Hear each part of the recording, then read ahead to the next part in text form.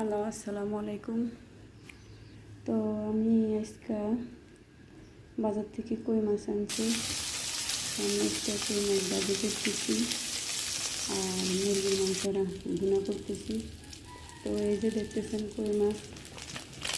তো আমার ছেলে কই মাছ পছন্দ করে আর মুরগির মাংস পছন্দ নয়, তারপরেও হাত কুটলাম, আমরা তো খাইতে হবে।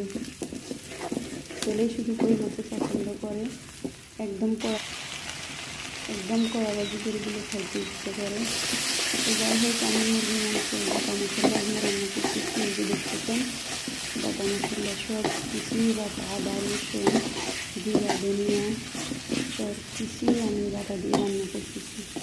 তো সবসময় তো আর বাড়তে পারি না, কিছু বাড়ি আমি শিলবাটিতে বাড়ছি, বাকি এখন আমি ফ্রিজে রাখছি। তো মুরগি বা গরুর মাংস রান্না করলে আমি বাটা মশলা দিয়ে রান্না করি। তো এই আগের যুগের মানুষে বাটা মশলা খাইতো, এখন তো আর বাটা মশলা চলে না। তো যাই হোক, আমি বাটা মশলা দিয়ে রান্না করি সবসময়। তো এই যে দেখতেছেন আমার ভিডিও কাজটা কেমন হয়ে গেল, পুরোপুরি আসতেছে না। তো হয়তো কোনো ভুলের কারণে পুরোপুরি আসতেছে না। এই যে দেখতেছেন এখন আমি মশলা দিয়ে কষিয়েছি, তারপর কিছু জল দিলাম।